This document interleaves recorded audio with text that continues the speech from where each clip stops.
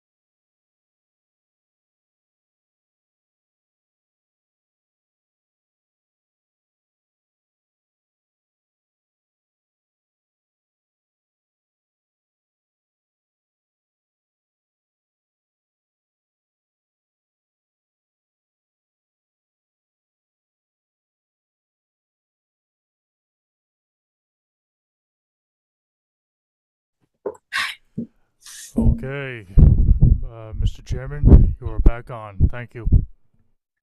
Okay, thank you, Matt. And we are back in session, and we're going to do some administrative applications, and I'll read the first one into the record.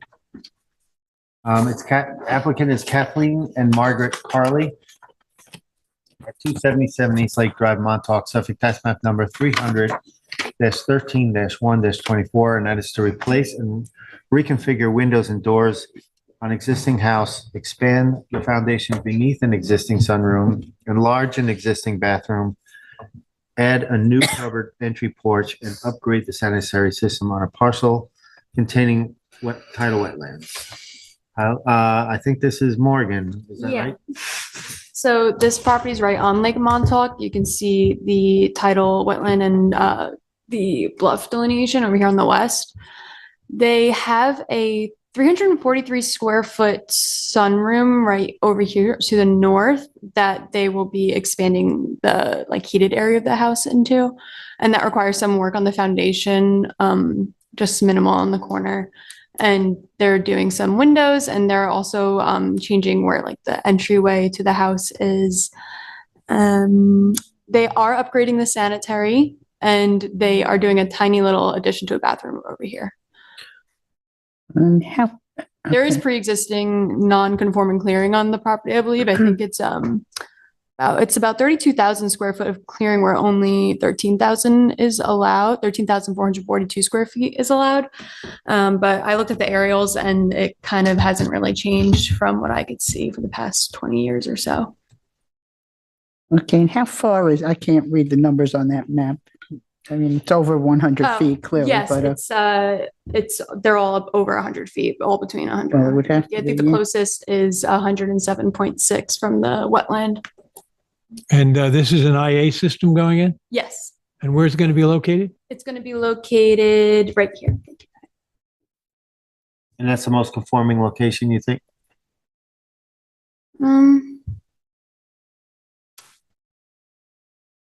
Obviously, it's a conforming location. Yeah, it's a conforming location. I mean, they could put it probably a little bit closer to the center of the property, I guess, to be further away from the property line.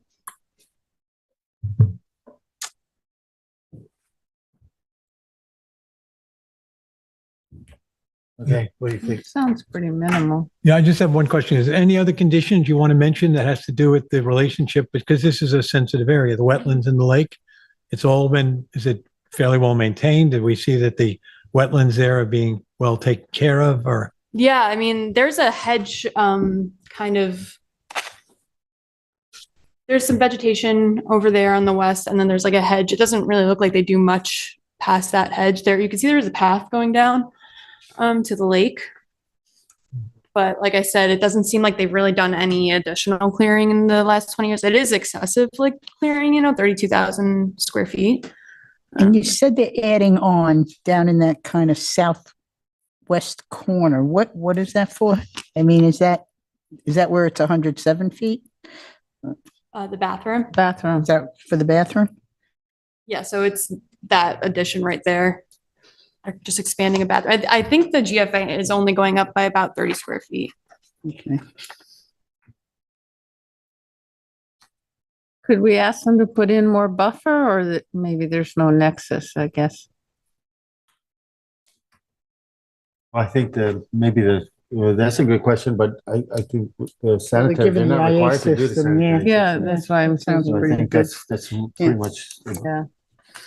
I'm okay with it. Yeah. Okay. I'm okay with it too. Mark from Montauk want to make a motion? Okay, well, I guess I will. Oh. For Kathleen and Margaret Carley at 277 East Lake Drive in Montauk, Suffolk County Tax Map 300-013-01-24. Make a motion to allow this application to be processed administratively. I'll second it. Concur. I concur. I concur as well. Thank you.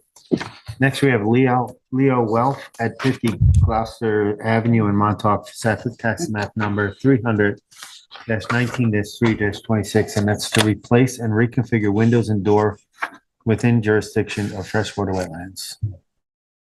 So this is a property that's kind of on the corner here. The wetlands are over here, They are just doing windows and one door. The 150 line is right here. So all the work that's being done in jurisdiction is about 7 windows and 1 door being replaced. There's no increase in GFA. It does slope down to the wetland a little bit, but if we look at the aerial, you'll see there's some decent vegetation that kind of goes off the property over here also. But again, this is similar where I believe it's pre-existing non-conforming clearing. They have 12,608 square feet where 10,000 square feet is allowed. It is in water recharge overlay.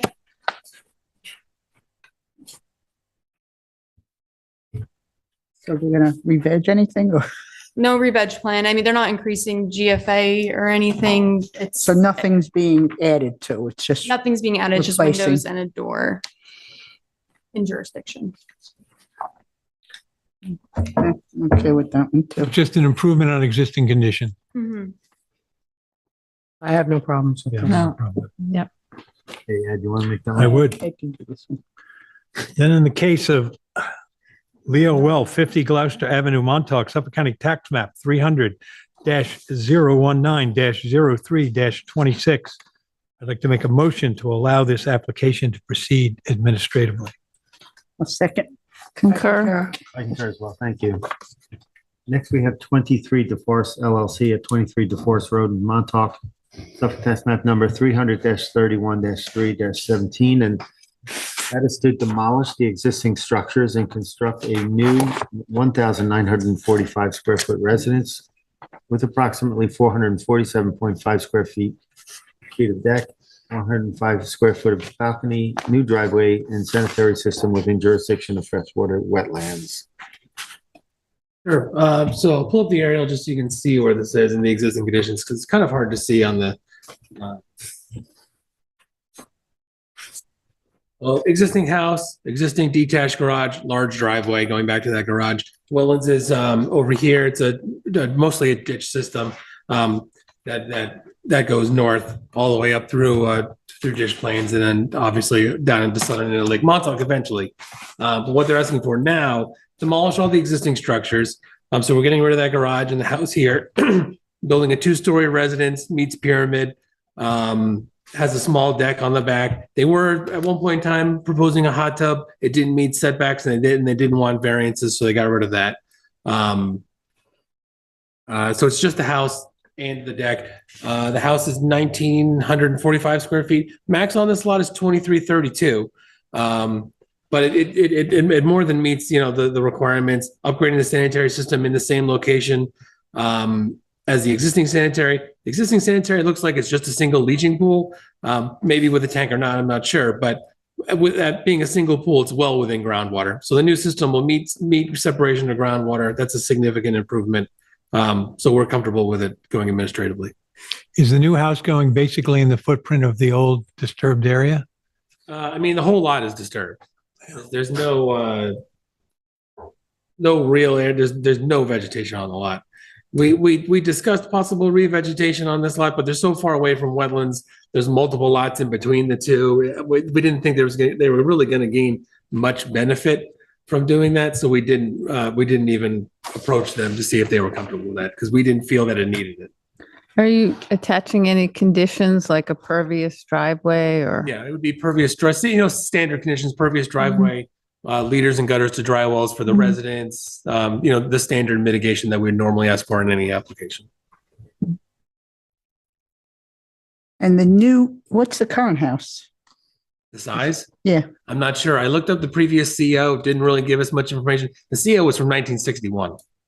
My guess is it's somewhere between 700 and 1,000 square feet at 1 story, but it's just a guess. So it's going to be basically in the same footprint, but 2 stories. I can give you the coverage. Well, the coverage numbers won't give you much because there's a garage. So, the garage would be part of that lot coverage. The existing lot coverage is 2,485. The proposed lot coverage is 1,695. So that's coming way down. But again, the garage was part of that. So it's hard to know what the exact residence was. Okay. Likely it's a similar. No, that's total lot coverage. I'm sorry. They worded it weird. Building coverage is going up slightly from 1,259 to 1,312. So it's like the garage and the house sort of combined together. Mhm. I'm okay with it. Okay. Mhm. Me too. Aye, me too. My turn or your turn? You want me to do it? I'll do it. Fine. Then in the matter of 23 DeForest LLC, 23 DeForest Road, Montauk, Suffolk County Tax Map 300-031-03-17, I'd like to make a motion to allow this application to proceed administratively. I'll second that. Concur. I concur as well. Thank you. Next, we have Eichler and Newton at 73 Mako Lane in Amagansett, Suffolk Tax Map number 300-175-6-15 and 34. Description is to demolish the existing structures and to construct a new 2,474 square foot two-story residence with approximately 3,081 square foot of first story, second story, and roof decking and porches, a 115 square foot swimming pool, extended driveway, new sanitary system, clearing of beach vegetation and revegetation on a parcel of land containing beach vegetation, dune land, and within jurisdiction of freshwater wetlands. Good, Tyler? Sure.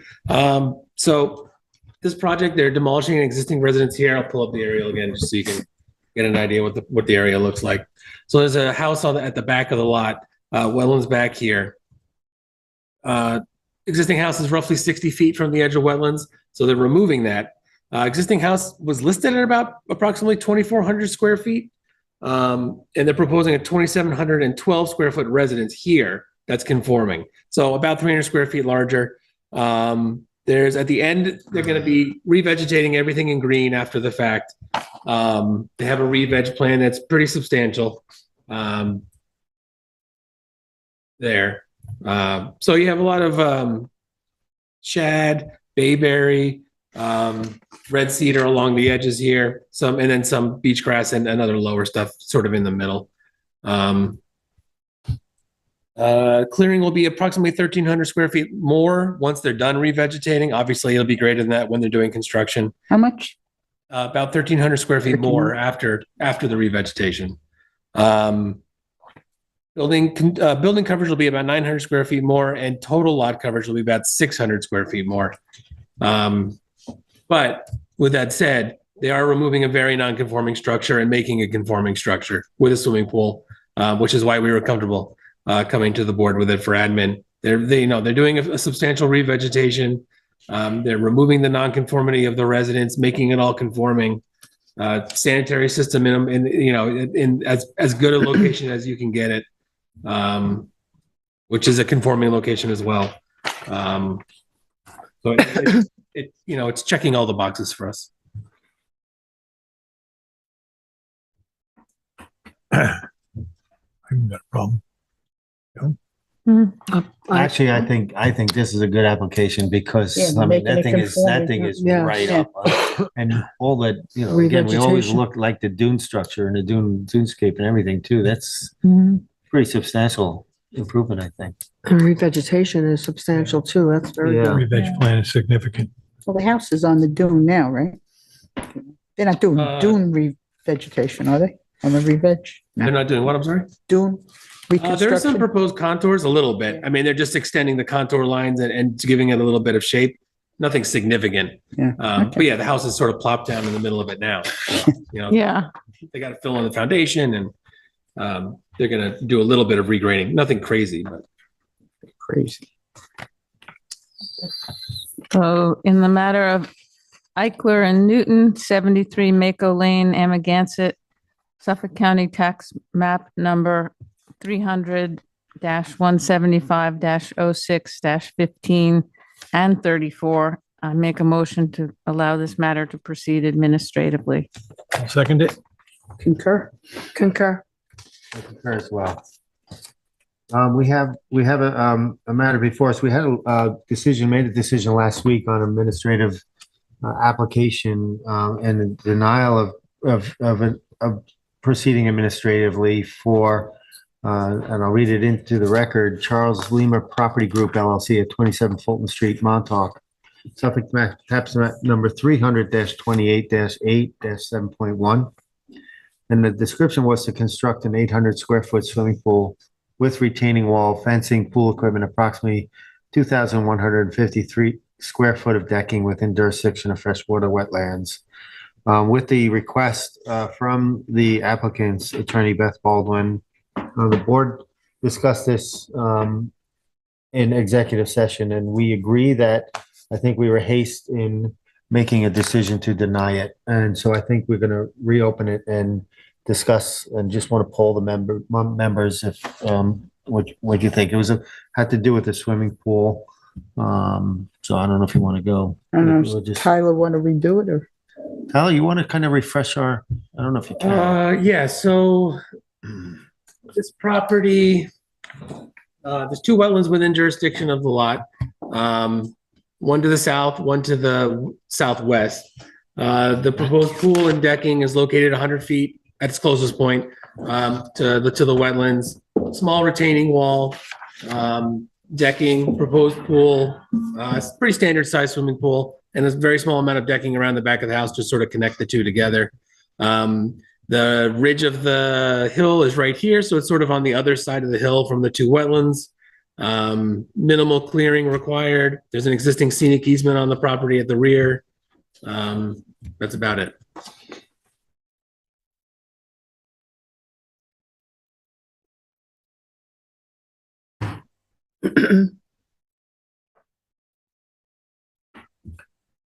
And you documented that there were other swimming pools in the neighborhood.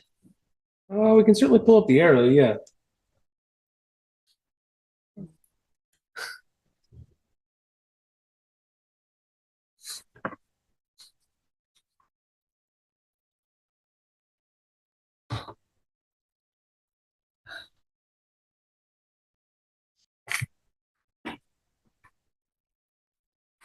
So that's the property now.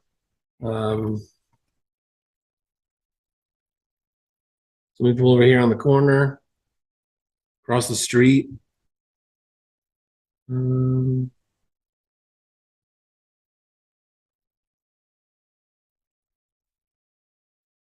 over here, getting kind of far away from that house. One over here. Again, you're getting, further away from the house. And I don't know the circumstances with all those either. And with the easement on the property and stuff like that, I think they're pretty much limited. Yeah. What they can do. Yeah. Okay. Double sized lot for the area too. It's 40,000 square feet. Where And the 20 is easement required. is where, huh? Say it again?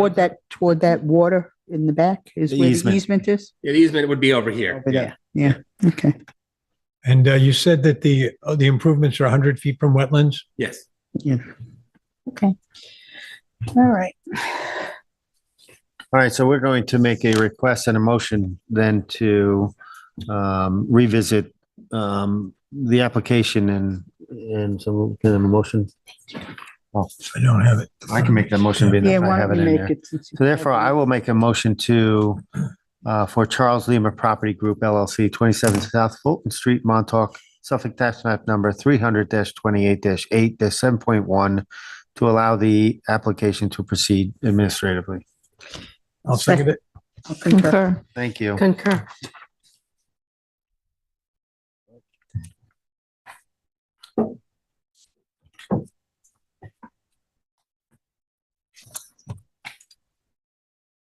All right, next, we're going to enter our post-hearing decisions part of the meeting.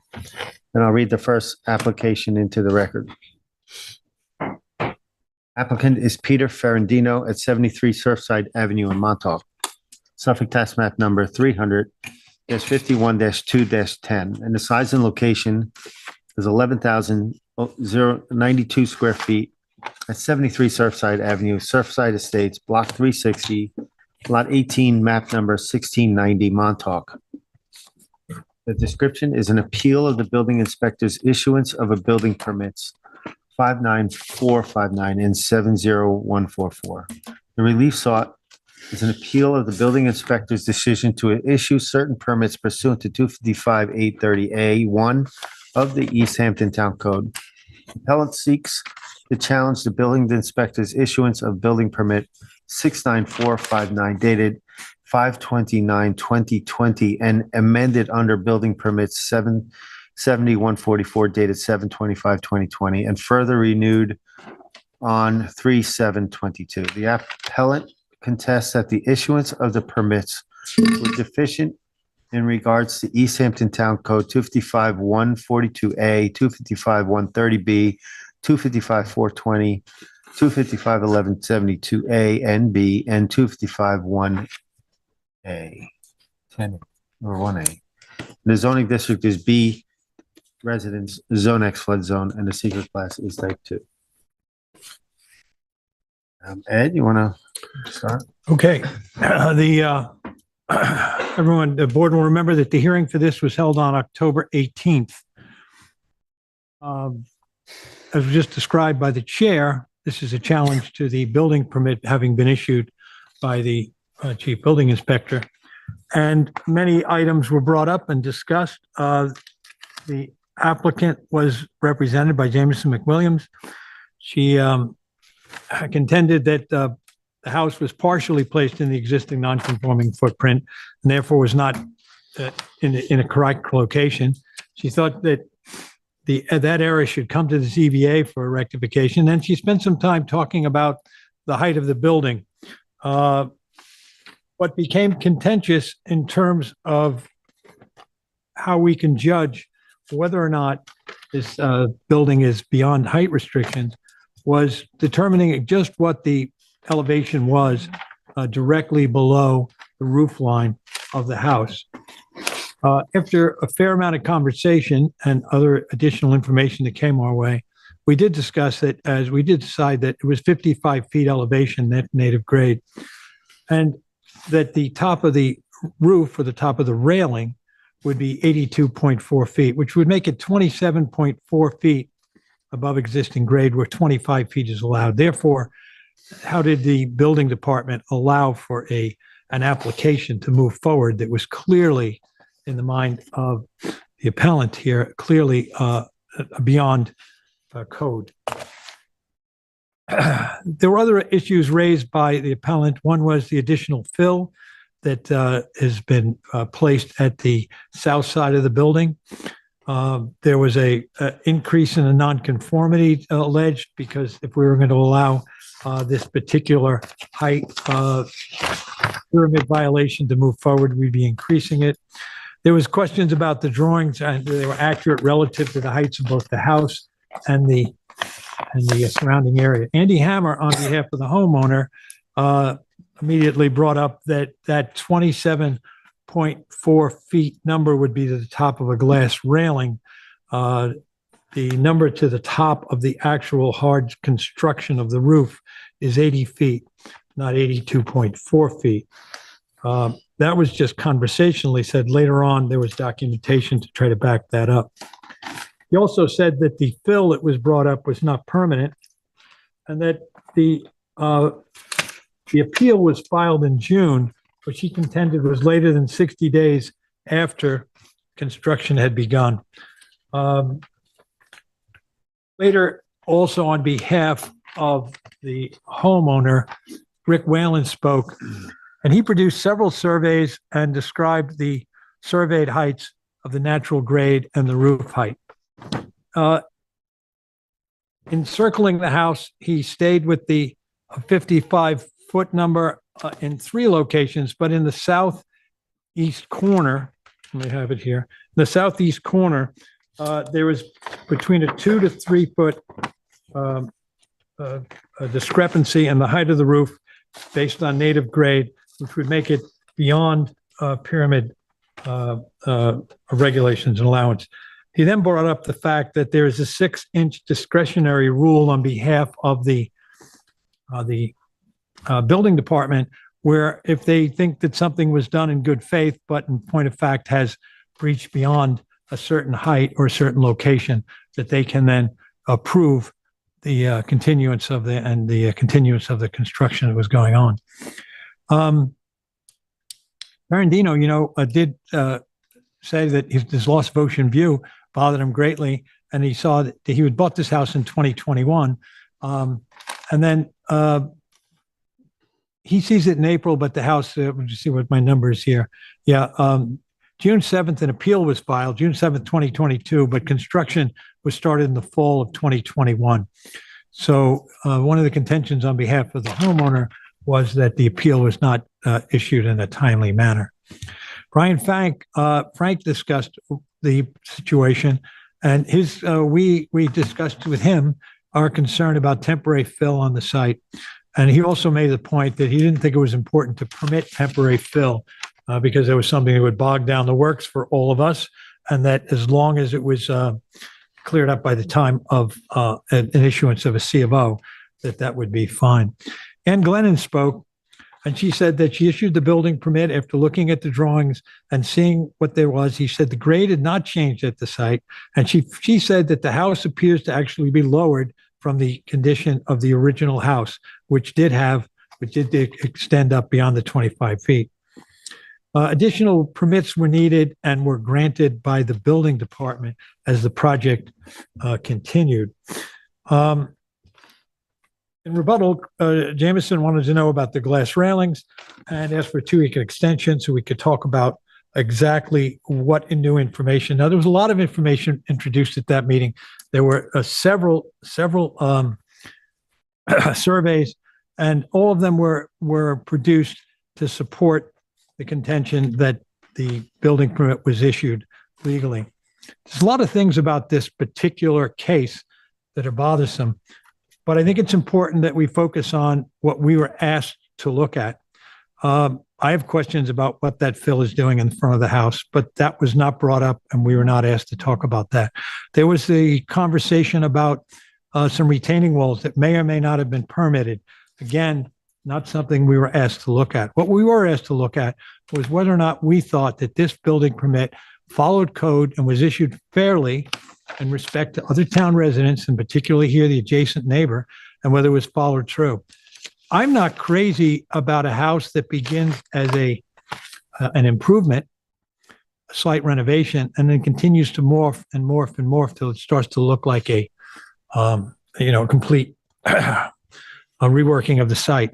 I think, however, that in terms of the owner of the house, they did proceed by coming back to the building department and asking for extensions on the building permit and allow it to continue to do the work that they had done. As was described by Ann Glennon, these things happen where once they start on a renovation, they see more and more has to be done. That's beyond our purview tonight to decide whether or not it's good process or not process. That's the process that takes place in the town. What we have to decide is whether or not that building permit was issued fairly and followed the code. Given the information that was given that night and was presented to us on behalf of the homeowner here, I have to come to the conclusion that the building permit was issued correctly and that there is not a real reason for us here to consider in any way trying to challenge that issuance of the permit by Ann Glennon.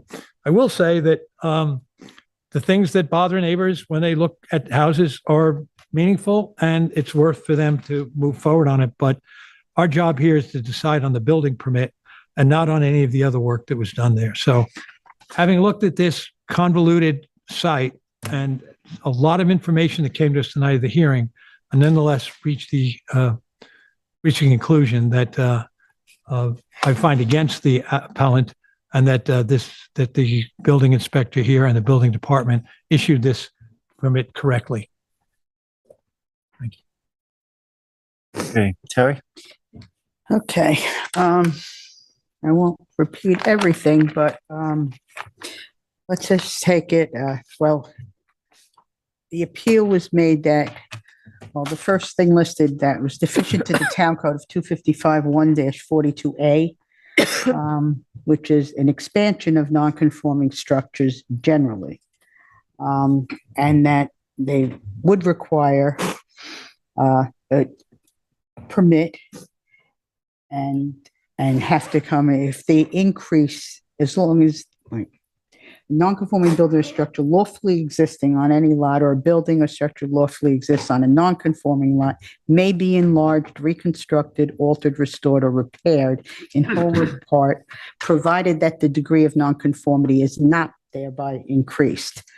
So looking at that, and then with the testimony of the chief building inspector, Ann Glennon, The initial permit was to do some additions to this existing house. And she said the nonconformity, I believe it was about 4 feet, and the nonconformity for the pyramid, this was about 4 feet, and then it actually ended up being, with this initial permit, 69459, and that it ended up being about less than that. So it was not increasing the nonconformity. So I do agree that the permit was issued properly, that first permit, 69459. Then as time went on, as was already mentioned, it's expanded under permit 70144, and then subsequently renewed on 3722. Some of the other town codes that were being challenged was 255-130B, where for what building permits are required. The B is clearing, again, on unimproved residential lots, the clearing or grading of any more than 10 foot wide. Well, that's really not applicable, but on improved residential properties, clearing or grading of any more than 50% of the lot area or more than 1 acre, whichever shall be lesser, would require a building permit. We didn't get a building permit on that, but there was major discussion throughout this hearing on the clearing and the grading. Well, apparently the lot looked like it was pretty much cleared already, but the grading has, became the big issue on it. I find that the permits were valid, as Vice Chair Johan mentioned. There was a lot of confusion. And as far as the grading, there was a series of surveys done on this property throughout. And some had, the ones that had the building permits issued on them did not show a pool on the surveys. And it said on the property card also that there was not going to be a pool at this time. So we have to ignore the fact that there were surveys sent in that show a proposed pool for which the applicant has not come in front of anybody yet for a permit or anything. And then subsequent, in between surveys that showed a pool, there was a survey that didn't show a pool, then another survey that showed a pool. As it turns out, I think based on the testimony of the building inspector and how these projects morph into more than they were originally designed for and permitted for, that this happens. I too find that, I don't understand how this can happen all the time. But going back to the grading and the clearing or grading, that I think the permits are valid, and anything else that's going to be done on this property, there was a provision that it should have had an NRSP. I believe per the surveys that the original project, again, from the original house and the extensions on the house look like they were all outside of NRSP jurisdiction. And once again, it's the pool, if and when it comes into the picture for the project, that would require the NRSP. So I too am ruling against the appellant, and think that the building permits were valid and are valid as per what has been done so far. And nothing. Thank you. Can't bring the pool into the picture at No. this point. Thank you, Denise. Okay, well, I too had many of the same notes so I won't repeat. I'll just add new things. I too feel that the building permits were issued correctly. And Glennon noted the building permit was issued to add an addition, and the lot itself seems to have been subject to quite a few site inspections, and all along they were noting that the grade did not change. She also required an as-built survey, pre-existing non-conforming to the rear yard setbacks. That did not change, and they can't make it more non-conforming, and according to Ann Glennon, they did not. Rebuilding the house happens all the time, but the point that's important to me is that her testimony was that they did get additional permits along the way as these things came up. So, without having to repeat everything that's kind of just been said, I'm moving against the appellant and upholding, the actions taken by the building department. Thank you. Joe? Well, I don't know that I have much to add. I guess the thing that disturbed me the most was this process of morphing and then applying and then morphing and then applying. But to Ed's point, that's beyond our purview. I mean, Ann Glennon did testify that she went out numerous times to examine the grade and it seemed fine.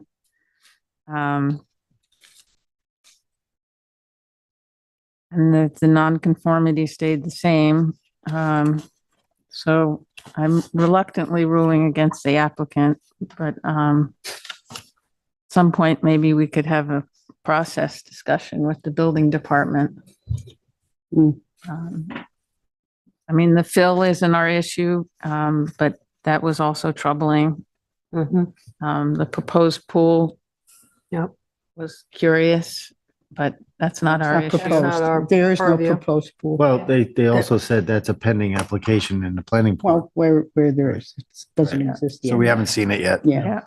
And just, to 255-1172, the height, I think it did show, just an additional comment, it did show based on the surveys that Rick Whalen brought in, that it did meet it, Meet the height, it did meet the height, minus the minus the glass rail, railing, right? which is another issue. I don't know that it's codified. It's not Is it in the code? I codified, so, tried to find something. Yeah, they just don't think it is. count. But it's like I don't know, is it a house rule for the building No. department?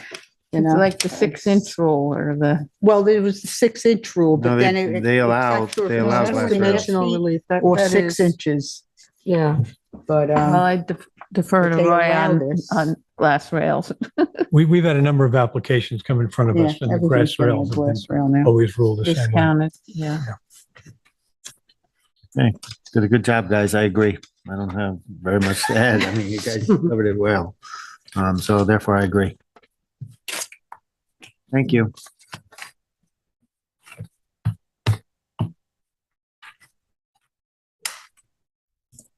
Next, we have Stephen and Fiona Silver at 60 Seabreeze Lane in Amagansett. Suffolk Tax Map number 300-175-7-28. The size and location is 29,834 square feet at 60 Seabreeze Lane, Gansett Dunes, Lot 30, map number 6639 in Amagansett. The description is to demolish all existing structures and to construct a 3,672 square foot residence with 576 square foot detached garage, 534 square feet swimming pool, 44 square feet pool equipment shed, approximately 6,680 square foot of ground floor, pool patio, approximately 2,250 square foot of first and second story decking, outdoor shower, stairs, walkways, light wells, retaining walls, and a new IA sanitary system within jurisdiction and setbacks of wetlands and on a parcel of land containing dune land and beach vegetation. Relief sought is a natural resources special permit pursuant to section 255-420 of the East Hampton Town Code, and one variance is required for this application. One variance of 39.9 feet is required from 255-430 of the Town Code in order to construct the proposed detached garage 60.1 feet from freshwater wetlands where 100-foot setback is required and any other relief necessary. The zoning district is A residence zone X flood zone and the secret class is type 2. Joan, take us. The original public hearing on this application was held March 1st of 2022. The written record was closed in April 21st. On May 11th, the applicant's agent wrote requesting leave to leave the written record open until May 31st for additional submissions. So there was a rehearing held on October 25th, 2022. Hope I can give you my cheat sheet if you don't have all these Awesome, dates. thank you. The resubmission had a survey by Saskis dated May 12th, 2022, and it was accompanied by a construction, rather elaborate, detailed construction protocol by the Rayner Group dated May 22nd. It was stamped in May 18th. With respect to the reapplication, they did a significant or a meaningful revision. They reduced the house size by 20%, and they also made it much more compact and less aggressive. I don't know if you want to refresh have your recollection refresh, but this was the application that had a sea breeze entrance on one side and a bluff road entrance on the other. The house is sort of up on actually non-wetlands. The bulk of the house is out of NRSP jurisdiction, basically. And there's not much regrading that's going on. And it's going to be mostly within the existing limits of the pre-existing house. So I'm inclined to approve the house reconstruction. The garage I was having a little more difficulty with because it is only 60 feet from the wetlands. But having visited the property, it's where they want to put the garage is already in a massively disrupted area. So I don't think it's going to cause any more disruption to plop a garage there. And otherwise, they seem to have really left the dune scape of the back of their house as is. They have a ladder going, not a ladder, a stairway that winds up to the back of the house from Seabreeze, but they've left that vegetation undisturbed. So I'm inclined to approve the garage, but I'd be happy to hear from everyone else. Right. Ed, you want to go? Okay, I'm largely in agreement with my fellow board member. Factors that I considered in just making my decision on this application, the decreased size of the house, as was just mentioned by Joan, was, with bringing down the size of the house by 20%,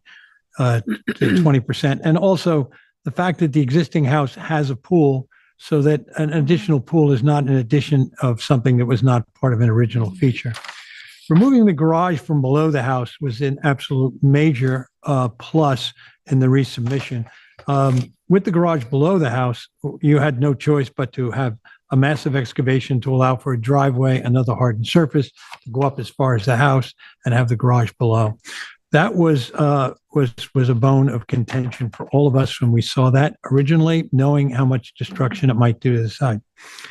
I agree with Joan again that the new residence sits largely in the footprint of the old house. There's an opportunity there, was brought up by the planners, that the size of the house could be shrunk and could bring it all within conformity. But pretty much, we're not talking about entering into undisturbed areas and putting the house basically where it was. I like the idea they eliminated a lot of excavation and any additional hardened surface. I think the new stair sits in the same location as the old stair, which was smart of them, because that would have been another hardscape that we would have to consider whether or not we would approve of it. Then I think when we get to the garage, a case can be made for it not being necessary. But on the other hand, locating the garage over an already disturbed area, which also does not call for additional clearing and only a minor amount of additional impervious area, seems to be a smart choice on their part in terms of planning. It was brought up by Tyler Borsak at the hearing that the garage could be moved slightly to the west and therefore further from the wetlands. And that move would also require more clearing, and that would only provide a minimal net benefit to the wetlands. So that was not necessarily something that we can see as a more viable solution. And the parcel is sensitive to this one. Respect for the building protocols and building limit fencing is critical. With that in mind, I've, at both hearings in March and also in October, I highlighted the fact that at the northwest corner of the property, there is a precipitous drop, something that's very much like a crevasse. It's a crease in the side, and it goes down dramatically. I brought that up. Andy Hammer, representing the applicant, said that something could be done. I'm going to recommend that we see to it that part of my approval will be based on the fact that something to protect the neighbor immediately to the west in that area of this very steep crevasse is done. That's more than just a simple snow fence, something that's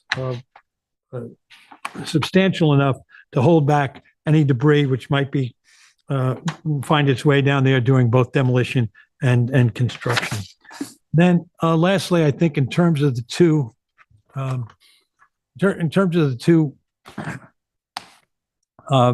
codes here to consider, under 255-4-20, the NRSP, what are we doing? Joan brought up the fact that a lot of the dune land and the dunescape seems to have been respected to this point. We didn't see additional parking areas pushed out of the dune. We didn't see that kind of thing there. And the addition of an IA system here, and then limiting additional clearing by coming up with a plan that did not call for a lot of additional clearing here, a lot of additional disturbance, weighs in its favor for me. And under 255-4-30, I think the garage, although it's calling for a sizable variance, I think it's located in its best possible location.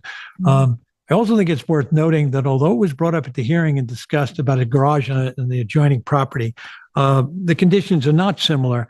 And the conditions that led to the approval of 61 Seabreeze really has nothing to do with this particular garage. I don't consider that 61 Seabreeze influenced my decision at all. I think that it's a solid application. I think that they came back with some market improvements, and therefore I'm willing to approve this application. Thank you. All right. I've been back and forth on this one all the time, including right now. I agree with my fellow board members. I am going to approve this application. I think the biggest thing for me was about the excavation that came up in the first hearing.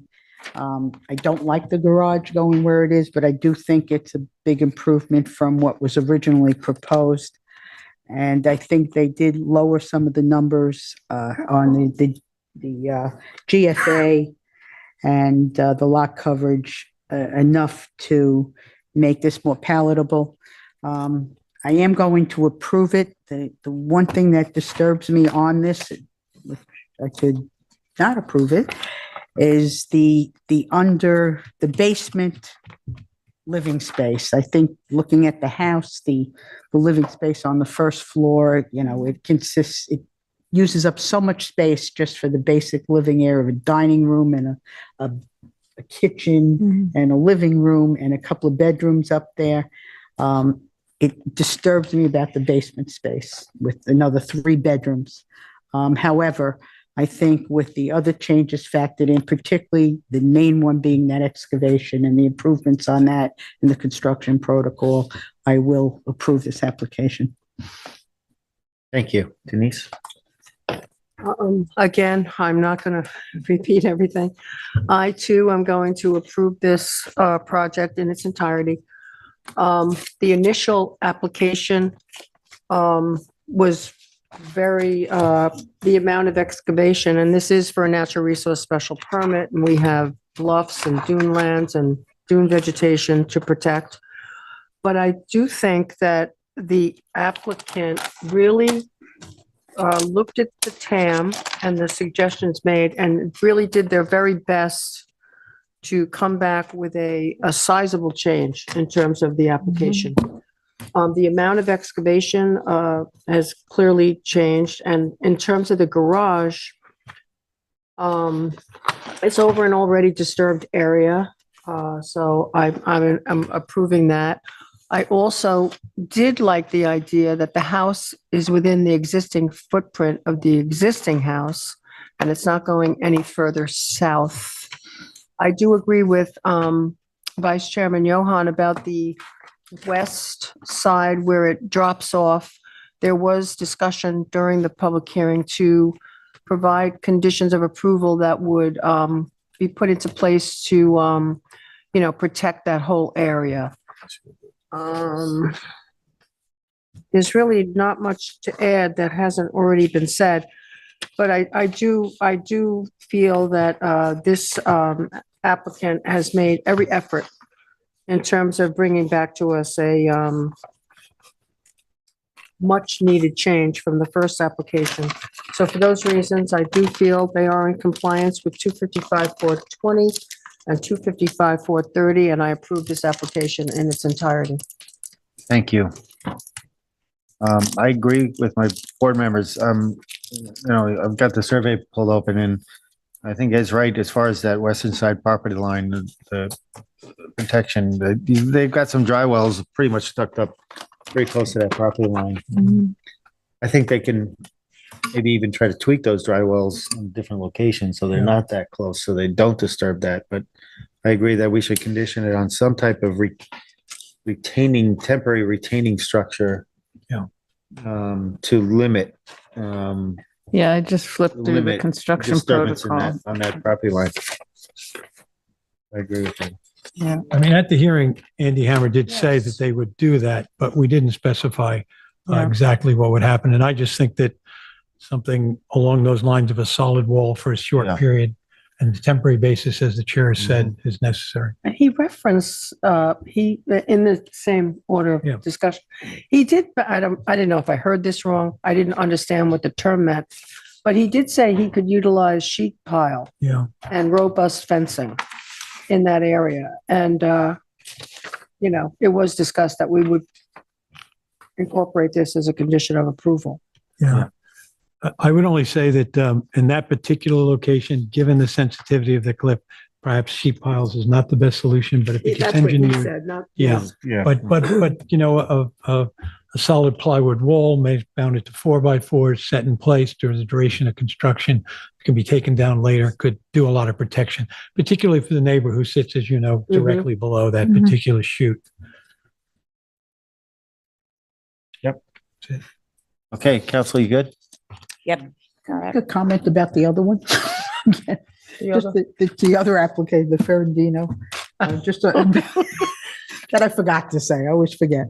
As far as the timeliness, I know there's a question on that, but with all the activities that happened and the changes in that project, I don't know for sure it was a timely or not, but it seems to be that the appeal and the request for FOIL information that started back in April lead me to believe that this was a timely appeal, even though we denied it.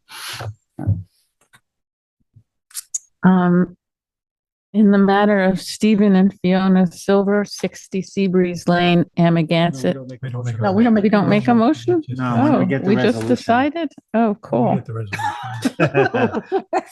resolution. I'm tired tonight, sorry. That's okay. All right. Well, So we move on to other decisions, and we have Seaman and Apria at 170 Old Montauk what do you have? Right here. and Okay. Montauk at Suffolk Tax Map number 300-22-1-12.4. And that's to redesign of the sanitary system to meet town code requirements of an IA sanitary system. Tyler, Okay, so the board originally had an approval. way out What there. is this? What is this? The board originally had an approval on this. This is the approval survey. I'll bring up the arrow just so you can see where it is. It's out on Old Montauk Highway out east. Very wet area in general, but significant wetlands nearby. Just to give you an idea of what it looks like. But Wait, This is which what the old board Montauk originally had Highway? approved. The board actually discussed this modification back in 2020, and then it just sort of fell off the map. I'm not sure what happened to it. Yeah, That I being can't, I said, remember this. originally they had a sanitary system Vaguely. located down here, next to the house. Obviously, they need an IA sanitary system now, which they were showing slightly further, I guess, north on the property, if you want to call it that. So it's not quite as centered between the wetlands that are within jurisdiction. Doesn't reduce any setbacks that were approved, but it was a slightly different location. So the board asked for additional information, which they then provided. Essentially, what the reason that this area was chosen was because it's slightly higher in elevation, and Suffolk County Department of Health Services wanted them to relocate it here to get a better separation to groundwater. It's a shallow trench system. It's like 80 feet down to clean sand. So obviously excavating down to clean sand and using a sand wick isn't really an ideal situation on this property. So they're using the super shallow drainage trenches. So that's essentially the reason why the sanitary system moved, which is what the board was requesting information about. It seemed like the board was fine with it back in 2020 when we originally discussed it, and I just don't know what happened to it then. I don't know if it was supposed to go to a public hearing at that point in time. It just didn't. I'm not sure. But it certainly seems like the type of thing that the board could just approve because no setbacks are being reduced as far as what was granted in the original approval. It's just a standard modification as it was, 10 years ago. Can you just repeat, because I don't have it in front of me, what is the address of this and the location? 170. 170 Old Montauk Highway, Montauk Highway. Which old Montauk Highway is this? the further east one. Up by the ranch. Yeah. Down by the ranch. Yeah. So it's So no setbacks are being reduced. right. Yeah. Are they It was a being, little bit more Yeah. centralized between the three wetlands previously. It got shifted around slightly, but none of the variances that were granted are being reduced. And it was are they approved getting any when? better? Well, the IA system is Right. better. Yeah. It's an improvement in the IA system. There's not really much they can do. I mean, they're surrounded by wetlands. So this is a modification Yes. and we don't have to have a hearing? It's not reducing any setbacks, so I don't think it needs a public hearing. I don't know. Board could always request one, I suppose. Or attorneys keep Wanted one. changing the rules. Hey. I'd like to see us make a motion tonight. I mean, I mean, it sounds like we could just approve it. I think so. You I think, agree. Evan? Yeah, I agree. I agree too. It's an The improvement. entire road is one big wetland. mhm. Can't do anything there. I don't have it on my agenda, Yeah. so somebody else can Let's make make the motion. information. All right. Okay. Got it? Montaukkian. Go for it. Okay, then in the case of Seaman and Apria of 170 Old Montauk Highway, Montauk, Suffolk County Tax Map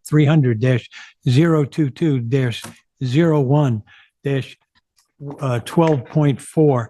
I'd like to make a motion that this application proceed administratively. No, that this No. is No, modification. you were This, I'm approving the sorry, that this Approve the modification that we will approve, I'm sorry. Yeah. I'd like to make a motion then that we will approve this modification. All right, I'll second it. Concur. I concur as well. Thank you. So is that where we're gonna That's go it. for We have the draft 2023? minutes of December 6th, 2022. Oh, I didn't look at them. Can we table it? Yeah, we can table to next week. Okay, table it to next I'm week. sorry, Roy, could we add on the Bruce Bistrian modification real quick? Just to approve that one, the resolution that I created? Sure. Oh, yeah, how come we're not doing all of them? We can, I have them all here. They're actually not due. They're actually not due until next week. I was just made aware by Laura. So my Oh, effort to get them all done this week, still good. stewing over that, but. that's good. Don't ever tell her she's got more time. Laura. So, I have them, we can do them, but if you guys don't want to, I just, Why the Bruce not? Bistrian- It's early. Why not? Everybody well. okay with that? want to get them out? Yeah. All right, cool. I'm good with it. How do you want to do this? Because I know you normally introduce it, Roy, but Yeah. you don't have anything to introduce it with. No, I don't need to. That's right. You're good. All right. So in the matter of the application of Bruce Bistrian, this was a resolution for a modification of its determination. The applicant came before this board asking for their as-built survey to be replaced, along with the the last survey indicating where the placement of the driveway would be. The board considered many issues, including safety hazards, fire code, as well as the uniqueness of the property, and had unanimously agreed to concur to the modification. So as such, the conditions of approval of the approved survey will be added. I added in the as-built survey and updated the survey to the last revised one of October 7, 2022, which was received by the Zoning Board of Appeals on October 14, 2022. The as-built survey that was last revised on August 25th, 2022 will now be controlling, which was received by the Zoning Board of Appeals on September 31st, 2022. Okay. What are we doing? The detail. That was pretty much. Somebody needs to make a motion, I think. Yeah, but we have to Go ahead. make a motion. Give us the, yeah. Okay. We'll get back to you. You got it. So this is Joan, or it doesn't matter? I Go have, ahead and do it. I have no ego involved. In the matter of, so I get it. In the matter of the application of Bruce Bistrian, 45 Private Road, Amagansett, Suffolk County Tax Member, map number 300-110-02-12.16. I make a motion to approve the resolution for modification of the determination. I'll second it. Concur. I concur. I was recused. The next matter of application for resolution would be for Kathy O'Sullivan, Suffolk County Tax map number 300-28-7-34.1. This was for an application to construct 2 additions to the residence totaling 226 square feet, 354 square feet of decking, and 80 square feet of roof overhang, a 72 square foot staircase, a 200 square foot pool house, 1,000 square foot pool deck, and a 480 square foot swimming pool and pool fence on a parcel of land containing freshwater wetlands.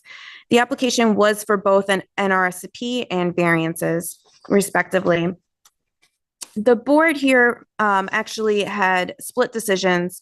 However, we did approve based on the structures, the addition,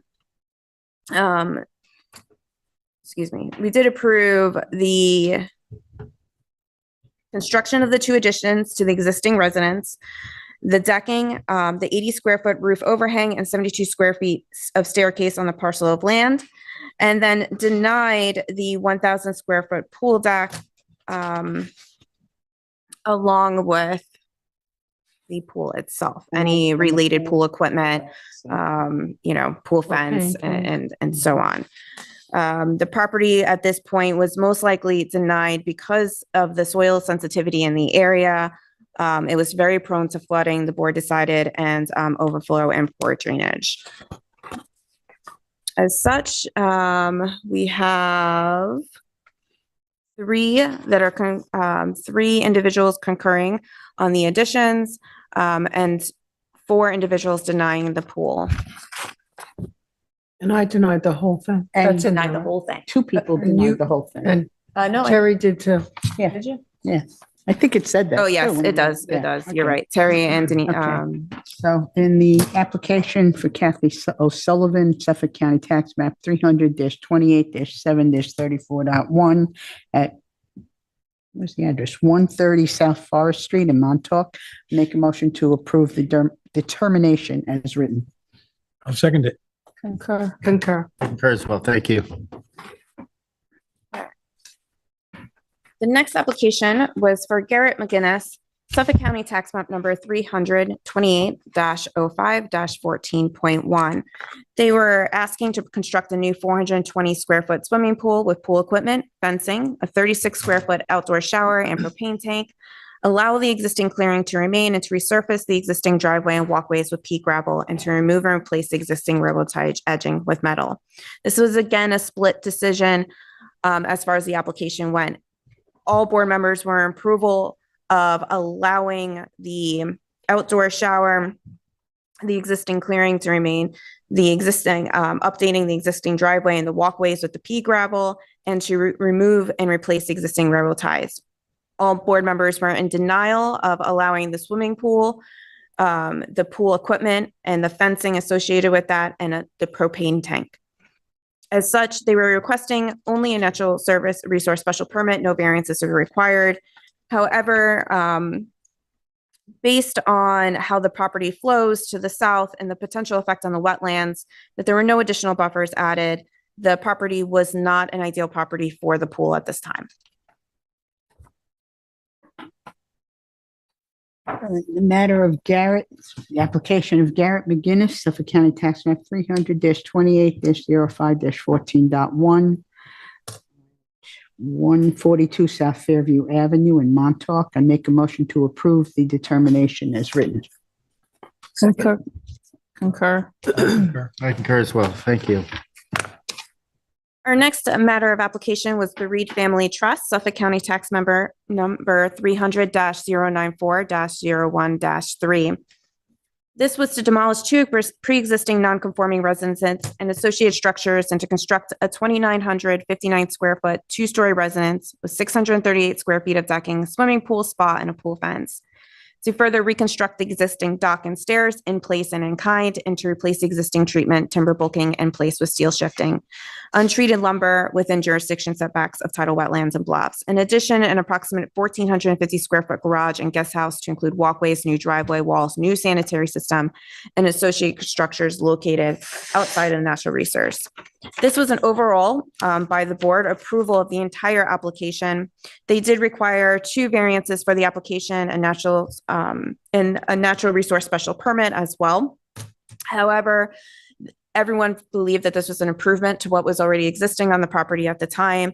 This made the property actually more conforming and less non-conforming, that the drainage issues could be solved. And overall, this was a very, very strong and good application.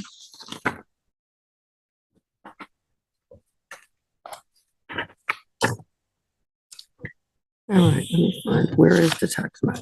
Okay, the matter of Reed Family Trust, Suffolk County Tax Map number 300-94-1-3, 177 3 Mile Harbor, Hot Creek Highway in Springs. I make a motion to approve the determination as written. Second that. I concur. Concur. I concur. Thank you. And last but not least is the matter of the application of Kevin Bishop, Suffolk County Tax Map number 300-063-05-10. This was to allow an extension of a deck by roughly 8 square feet to be no larger than 36 square feet in total, and to allow 2 AC units to remain within 100 feet of the tidal wetlands. This was an approval by all board members. The applicant had come before the zoning board in early 2022, and the determination was rendered in May 4th of 2022. The applicant believed at the time they did not need the variance for the deck, and that the ACs were legally conforming. Our planning board did agree that at the time it does appear that the ACs are legally conforming. So for paperwork purposes, we made sure that the board ensured that they were legally conforming at the time.